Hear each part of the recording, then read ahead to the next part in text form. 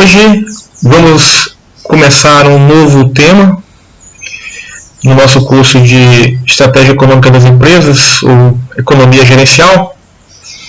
E o nosso novo tema é uma introdução à teoria dos jogos. Evidentemente, assim como no nosso primeiro tema a gente apenas discutiu princípios de micro, nós vamos apenas colocar alguns conceitos, apresentar para vocês alguns conceitos sobre a teoria dos jogos.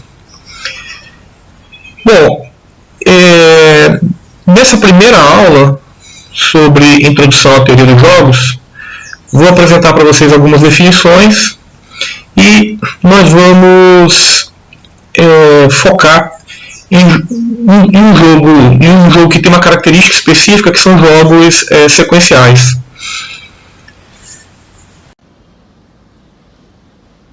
Imagine agora a seguinte situação-problema. Você é dono de uma cafeteria e trabalha no desenvolvimento de uma nova estratégia, um novo conceito de serviço.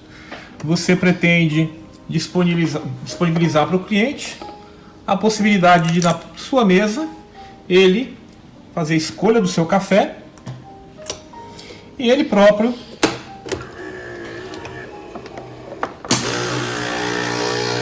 produzir o café que ele pretende tomar na mesa junto com os amigos. Seu café será acompanhado de outros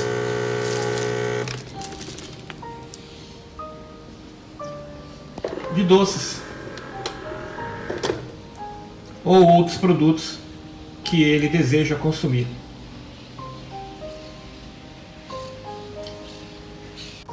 Seu concorrente pode trabalhar com outras estratégias para reagir ou até para se antecipar a movimentos seus. Seu concorrente poderia, por exemplo, lançar também um conceito diferente.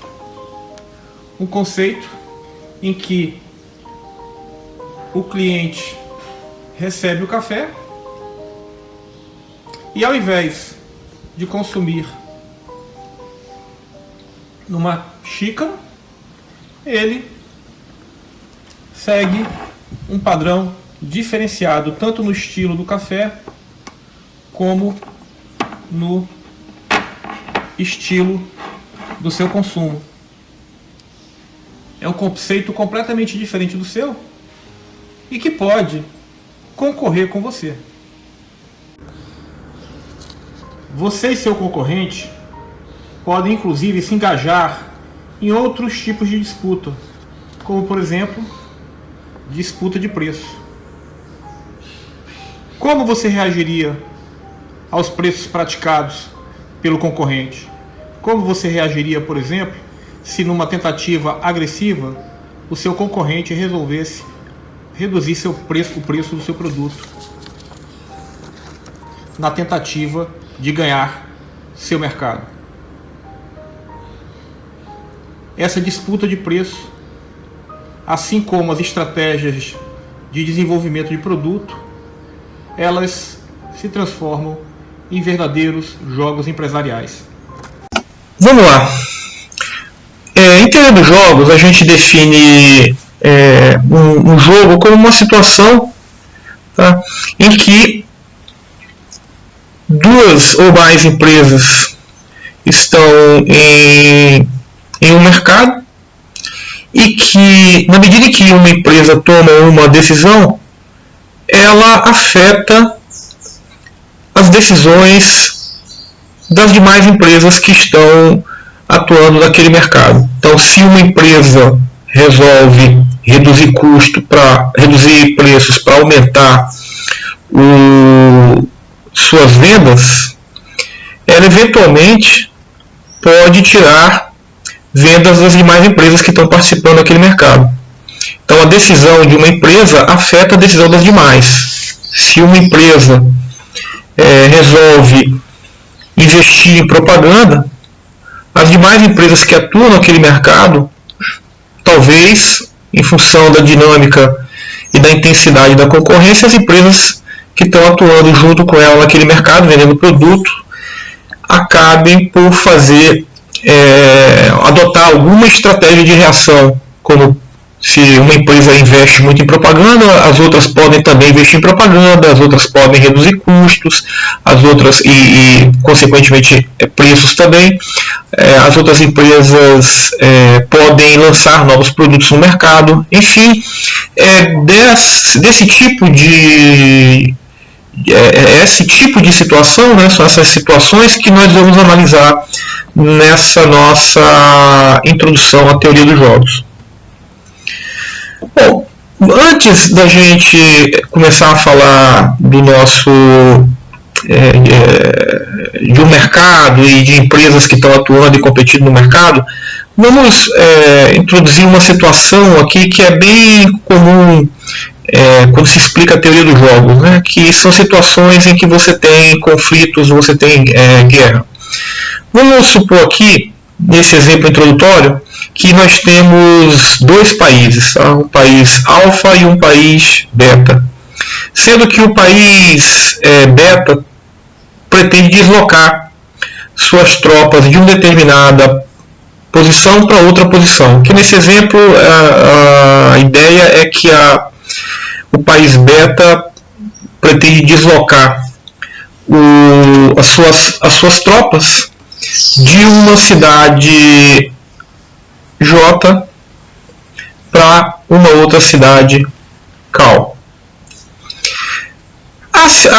O país beta tem duas alternativas. Ele pode deslocar suas tropas pela rota das montanhas. Ele pode ir pelas montanhas ou ele pode deslocar suas tropas pela planície. O que o país beta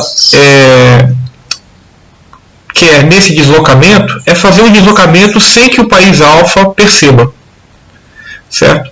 E o país alfa, ele sabendo que a região é uma região que está em conflito, os dois países estão em conflito, o país alfa pretende monitorar eventuais deslocamentos do país beta que está alojado na cidade J. Então, o país alfa, ele pode posicionar tropas, tá? Em uma das duas rotas, mas ele vai ter que se deslocar até lá, então ele precisa de tempo.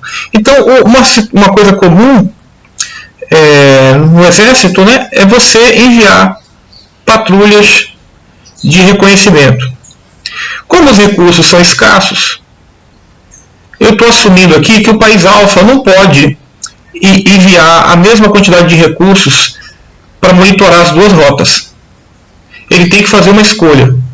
Ou ele vai, o país alfa, ou ele vai monitorar no detalhe a rota planície, ou ele vai monitorar no detalhe a rota das montanhas. Bom, aí começa então o nosso jogo. Certo? Se o país alfa envia a sua patrulha de reconhecimento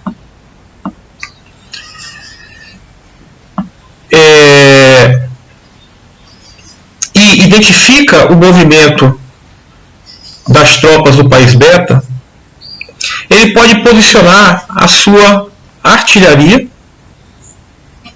certo? Ele precisa de tempo para isso, ele pode posicionar a sua artilharia de tal maneira que ele vai bombardear o país beta, certo? Como eu disse a vocês, se o país alfa, na hora que canalizar seus recursos de reconhecimento para uma determinada rota, se ele escolher mandar a sua patrulha de reconhecimento para a rota errada, ele pode perder a oportunidade de fazer um ataque mais efetivo contra o país beta. Então, o país alfa tem que posicionar a sua tropa de reconhecimento de tal forma que ele consiga antecipar os movimentos do país beta identificar a rota que o país beta pretende utilizar, e se ele for efetivo nesse reconhecimento, ele vai ter mais tempo de ataque. Então vamos apresentar aqui esse quadro para vocês, que é um quadro onde nós temos a situação de bombardeio em função das decisões de cada um dos países. Qual é a decisão que o país beta precisa tomar? O caminho que ele vai selecionar, a rota que ele vai selecionar para deslocar suas tropas. E o país alfa? O país alfa tem que, a decisão estratégica para ele é enviar a maior parte dos seus recursos de reconhecimento para uma das rotas específicas. O que esse quadro está mostrando? Ele está mostrando as possibilidades de resultados em função dos possíveis estados que podem ocorrer, as possíveis situações que podem acontecer. Se o país alfa mandar o seu reconhecimento para a rota da planície, e se o país beta de fato deslocar as suas tropas pela rota planície, ora, o país alfa identificou o deslocamento das tropas do país beta, é uma planície, campo aberto, 4 dias de artilharia pesada contra o país beta. Certo? No entanto, se o país alfa enviar suas tropas de reconhecimento, tá? Que é a primeira turma, eles vão para a rota da planície, a maior parte dos recursos está na rota da planície de reconhecimento. No entanto, o país beta faz seu deslocamento pelas montanhas. Ao perceber isso, o país alfa vai perder alguns dias até que ele consiga posicionar a artilharia no local correto e fazer o ataque ao país alfa. Certo? Então eu estou analisando aqui a situação. Veja que eu olhei para uma linha e estou mostrando para vocês o que poderia acontecer em termos de efetividade do ataque para o país alfa.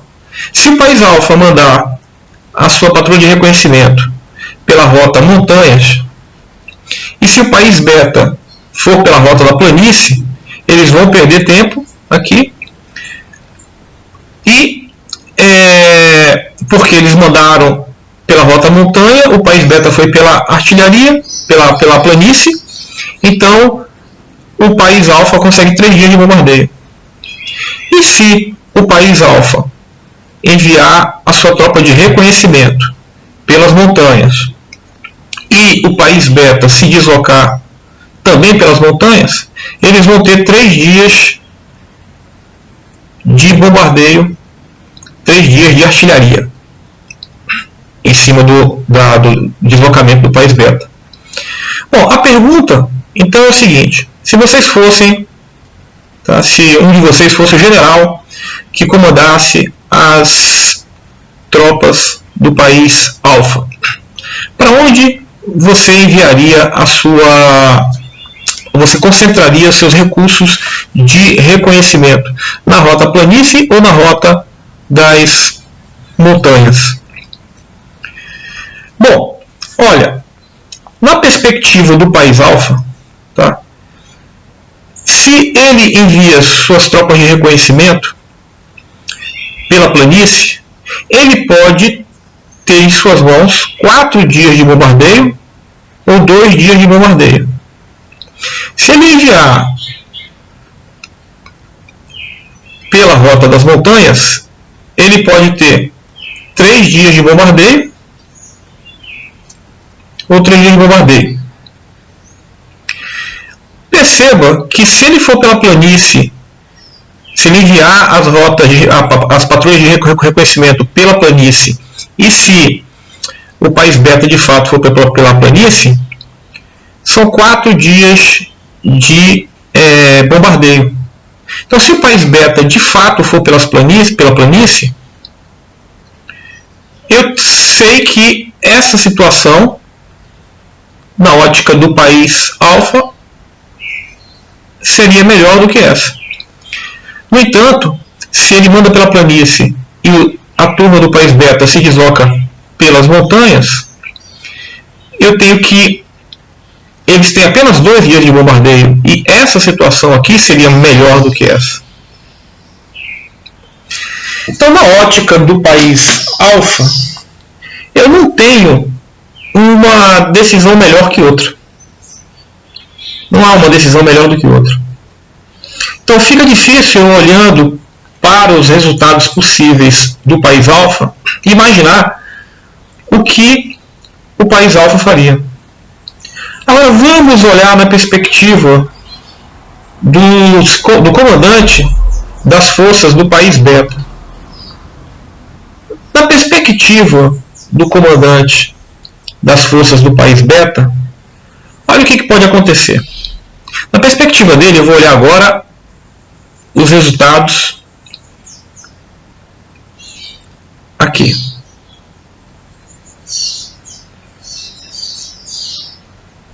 E ao invés de comparar nesse sentido, eu vou comparar os números dessa coluna com os números dessa coluna. Ao invés de olhar na linha, eu vou olhar agora os números na coluna. Na perspectiva do país beta, se ele deslocar suas tropas pela rota da planície, independente do que o país alfa vai fazer, certo? Ele sabe que ele pode levar 4 ou 3 dias de bombardeio. Tá? E se ele deslocar pelas montanhas, ele pode levar 2 ou 3 dias de bombardeio. Então perceba que na ótica do país beta, sem levar em consideração o que o alfa vai fazer, ele tem uma situação que é melhor do que a outra. Evidentemente, independente do que o outro país faça,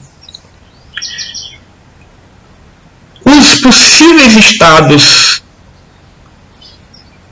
da natureza que podem acontecer, uma vez que ele tome a decisão de deslocar as suas tropas pelas montanhas, os possíveis estados são 2, que é menor do que 4, e 3, que é igual a 3. Então, na pior das hipóteses, ele levaria 3 dias de bombardeio, que seria uma situação equivalente a essa situação. Então, a gente imagina que racionalmente o país beta vai deslocar suas tropas pelas montanhas. Essa é a decisão racional para o país beta. E o país alfa sabe disso. O país alfa sabe disso. Sabe o quê? Que o país beta tem uma rota preferencial. Sabendo que o país alfa, que o país beta tem, o país alfa, sabendo que o país beta tem uma rota preferencial, a decisão racional do país alfa seria imaginar que o país beta vai deslocar suas tropas pela rota das montanhas. Então, vamos repetir. O país beta, racionalmente, tem uma rota preferencial. O país alfa, racionalmente, sabendo que o país beta tem uma rota preferencial, ele vai assumir que o país beta vai utilizar essa rota preferencial. E o que o país alfa vai fazer então? Vai buscar maximizar seu resultado. Então, o que ele vai fazer? Sabendo que o país beta vai se deslocar por esse caminho, o país alfa vai preferir mandar sua patrulha de reconhecimento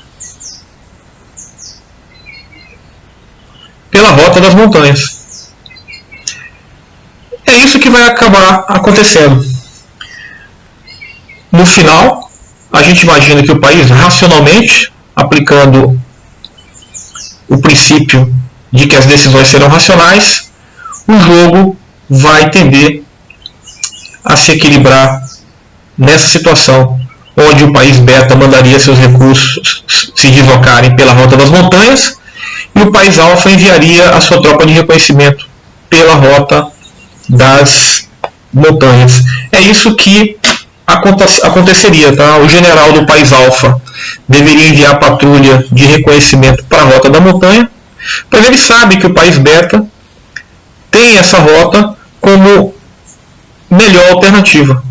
Então o jogo convergiria para essa situação. Nesse exemplo introdutório, eu imaginei que o jogo, as decisões são tomadas de maneira simultânea. Então não ocorre um deslocamento para depois ser enviado um reconhecimento. E não é enviado um reconhecimento para depois ser feito o deslocamento.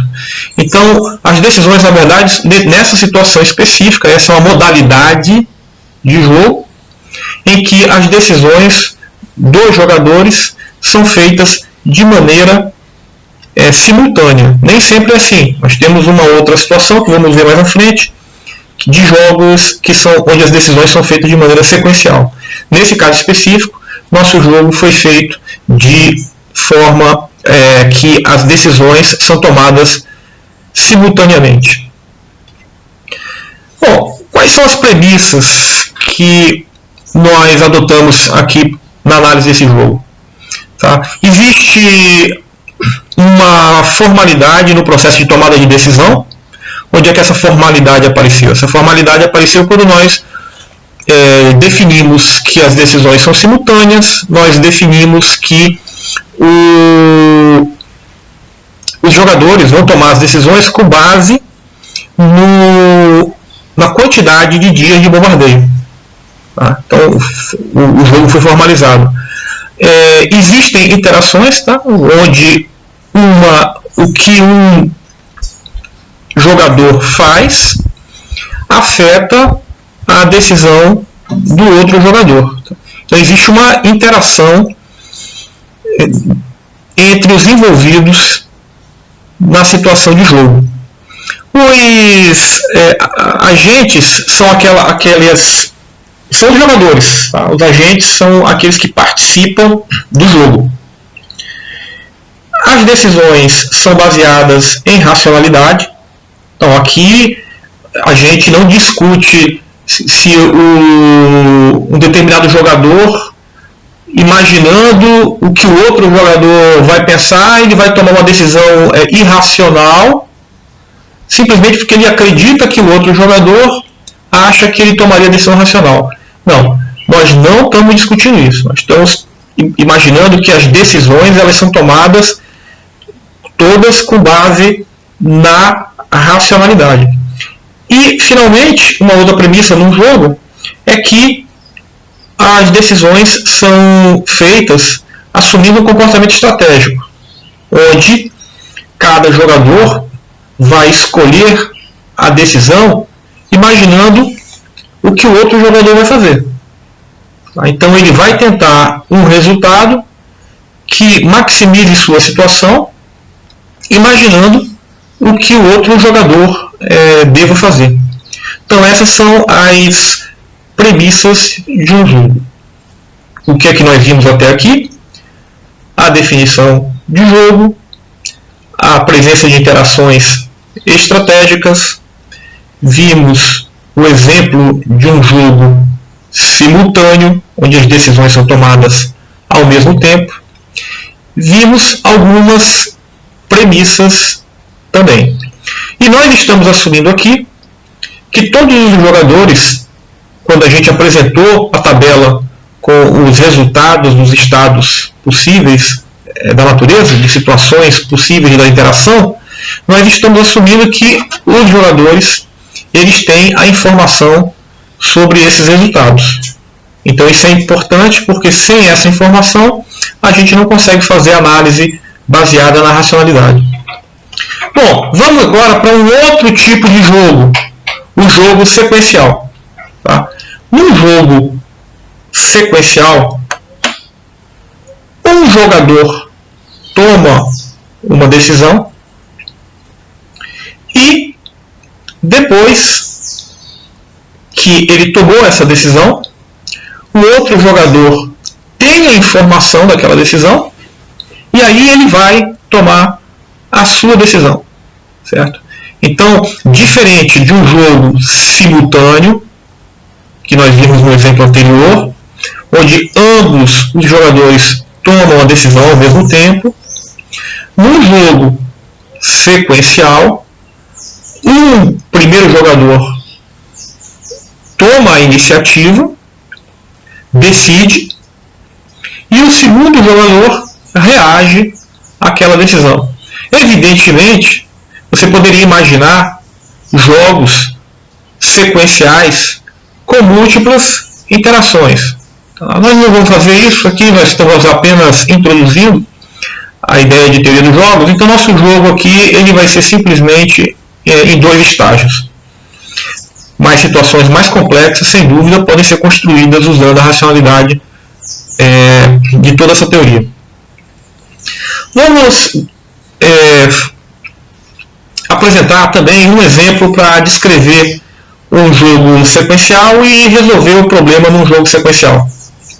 Suponha agora que nós temos uma empresa, Gama, que vai lançar um produto. E já existe uma outra empresa no mercado, as duas concorrem, né? E a outra empresa ela pode retaliar a ação da empresa Gama. Tá? Essa outra empresa é a empresa M. Ela é líder no mercado, e se a empresa Gama eventualmente lançar um produto novo, a empresa M pode reagir reduzindo seus preços. Vamos de novo, a empresa Gama pensa em lançar um novo produto e ela sabe que lançando um produto, já existe uma outra empresa no mercado, a empresa M que já está no mercado e é líder, ela pode reagir ao lançamento do novo produto pela empresa Gama, ela pode reagir reduzindo o preço. A empresa M pode reagir reduzindo o preço. Bom, e aí a gente precisa de mais informação para poder começar a nossa análise. Vamos então. Caso a empresa Gama lance seu produto e a empresa M reaja reduzindo o preço, cada empresa vai ter um lucro de 30 milhões de reais. Vai ter um resultado de 30 milhões de reais. Certo? Então, se a empresa Gama lançar o produto e a empresa M reduzir preços, os resultados são de 30 milhões de reais. Se a empresa M, no caso da empresa Gama, lançar um novo produto, vamos lá, a empresa Gama lançou o produto e se a empresa M não reagir, se ela mantiver seu preço inalterado, as vendas da empresa M elas vão reduzir e o lucro dela vai para 10 milhões. Ora, a empresa Gama lançou um novo produto, a empresa M não fez nada. Certo? Então, a empresa M tem seus resultados reduzidos. E a empresa Gama, que lançou um novo produto, vai ganhar 50 milhões de reais. Vamos então agora para outra situação possível. A empresa Gama não faz nada. Ela não lança produto. Se a empresa Gama decide não lançar nenhum produto, a empresa M pode eventualmente reduzir seu preço ou não. A empresa Gama não fez nada, a empresa M está ali no mercado. Vamos supor que se a empresa M, dado que ela pode adotar qualquer uma das duas estratégias, né? Se a empresa M reduz seu preço, ela ganha 30 milhões. Lembre que a empresa Gama não fez nada. E se ela não fizer nada, ela ganha 40 milhões também. ela vai ganhar 40 milhões. Se ela não fizer nada também, ela vai ganhar 40 milhões. Mas o lucro da empresa Gama, certo? Que não tem, não vai se alterar. Ela não lançou produto, certo? Ela não fez absolutamente nada, e em qualquer uma das duas situações ela vai ganhar 20 milhões. Então vamos repetir. Essa situação aqui embaixo, a empresa Gama não faz nada. A empresa M eventualmente pode reduzir seus preços tentando aumentar seus resultados, aumentar suas vendas. Ela faz isso e pode ganhar 40 milhões. Desculpa, ela vai ganhar 30 milhões. E se ela não fizer nada, ela ganha 40 milhões. Certo? A situação, ou seja, a situação estática de nenhuma das duas empresas fazerem absolutamente nada, nessa situação, a empresa Gama fica com 20 milhões, a empresa M fica com 40 milhões. Certo? Se as duas empresas não fizerem nada. Se a empresa Gama não fizer nada e a empresa M reduzir preço, ela acaba perdendo dinheiro. Então, veja que olhar para o problema dessa maneira, com o que está escrito aqui, imaginar qual vai ser a situação, o resultado, para esse exemplo simples, é um pouco complicado. A gente pode utilizar de um recurso de visualização para tentar resolver esse problema. E esse recurso é chamado, tá, de uma árvore de decisão. Tá? No jogo sequencial, a gente pode construir, então, uma árvore de decisão. Nessa nossa árvore de decisão, a gente começa com a empresa Gama. A empresa Gama, ela pode lançar produto ou ela pode não lançar produto. Então, ela pode lançar o produto ou ela pode não lançar o produto. Se a empresa Gama lança o produto, o jogo é sequencial, a empresa M vai reagir. A empresa M pode manter preços, certo? Se ela mantiver seus preços, aqui nós temos o resultado da empresa Gama, e aqui nós temos o resultado esperado para a empresa M. É assim que a gente lê aqui, tá? Do lado esquerdo, os números da empresa Gama, e do lado direito, os números da empresa M. Se a empresa M lançar o produto, a Gama, desculpa, lançar o produto, e a empresa M reduzir preço, ambas as empresas vão ter um resultado de 30 milhões. Por outro lado, se a empresa Gama não lança produto, a empresa M mantém preço, a empresa M ganha 40, ou seja, essa é a situação em que nenhuma das duas empresas fazem nada, e a empresa Gama ganha 20. E se a empresa Gama não lança produto e a empresa M reduz preço, a empresa Gama ganha 20 e a empresa M ganha 30 milhões. Então, aqui eu estou dizendo que em cada nó eu tenho uma tomada de decisão e em cada ramo eu tenho os resultados possíveis. Tá? Esses são os resultados possíveis. Empresa Gama do lado esquerdo, os números do lado esquerdo, empresa M, os números do lado direito. Como resolver esse problema? Tá? Esse problema ele pode ser resolvido de uma maneira mecânica, que é o que a gente vai ver aqui agora.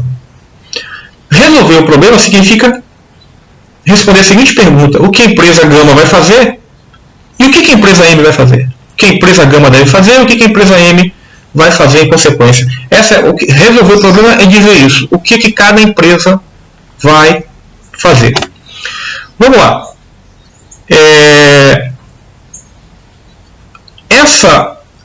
Para resolver a nossa árvore de decisão, nós vamos começar da direita para a esquerda, certo? Então vamos começar da direita para a esquerda. Começar da direita para a esquerda significa o seguinte, que eu vou olhar para esses resultados finais. E aqui tentar imaginar o que a empresa M vai fazer, certo? Então, nessa situação, quando eu estou olhando aqui para o lado direito, o que eu vou buscar? Eu vou olhar para esses números e vou dizer o seguinte: o que a empresa M vai fazer se a empresa Gama lança produto? Certo? Essa é. Ora, evidentemente, se a empresa Gama lança produto, a empresa M tem que comparar 10 com 30. Certo? Lembrando que à direita são os resultados da empresa M. Então, se a empresa Gama lança seu produto, a empresa M pode ganhar 10 ou pode ganhar 30. Ora, como 10 é menor do que 30, a empresa M não vai seguir essa trilha. Então a gente sabe que se a empresa Gama lançar um produto, a empresa M vai reduzir preço. Então a gente elimina esse ramo. E aí a gente vai para o ramo de baixo. Vamos analisar, aliás, o nó de decisão aqui embaixo. Nesse nó de decisão, 2 ramos possíveis. Só que nesse nó de decisão, a empresa Gama não lançou produto. Se a Gama não lançou produto por esse caminho, a empresa M tem esses resultados possíveis: 40 ou 30. Ora, mas 30 é menor do que 40. Então, a gente sabe que se a empresa Gama não lançar nenhum produto, a empresa M vai manter preço. E a gente elimina esse ramo. Então, esse é o primeiro passo. Nós olhamos para o final e já vimos o seguinte: eliminamos esse caminho e eliminamos esse caminho. Então já conseguimos andar na análise do nosso problema. O que eu faço agora? Eu trago esses resultados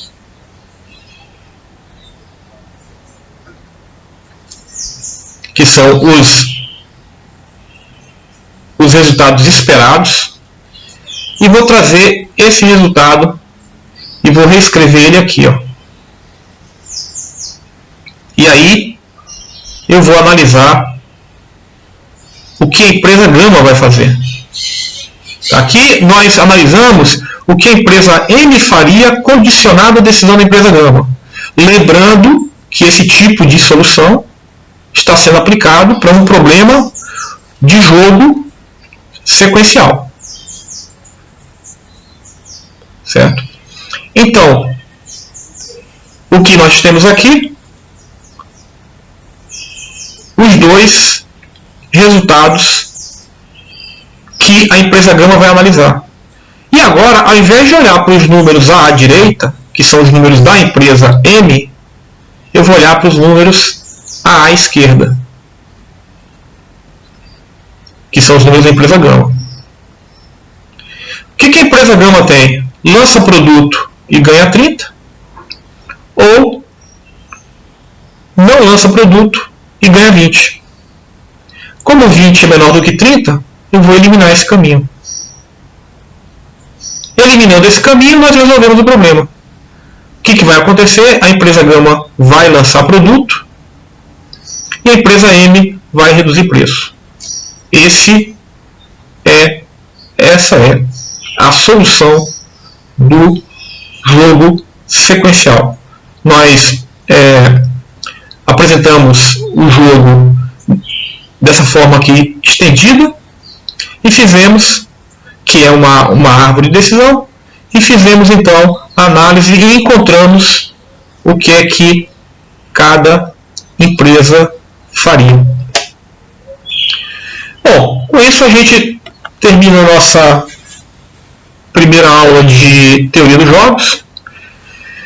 O que nós vimos aqui então hoje foi a definição de jogo, as premissas que estão por trás de um jogo nós vimos a definição de um jogo sequencial e de um jogo simultâneo, e vimos 2 exemplos de jogos, e nos 2 exemplos nós discutimos aquilo que seria a situação de equilíbrio ou a resposta final de cada empresa na situação do jogo que foi apresentado. Ok? Na próxima aula nós vamos continuar então discutindo mais sobre jogos simultâneos e vamos definir conceitos de estratégias dominantes e estratégias dominadas. Espero encontrar vocês então na nossa próxima aula. Um abraço.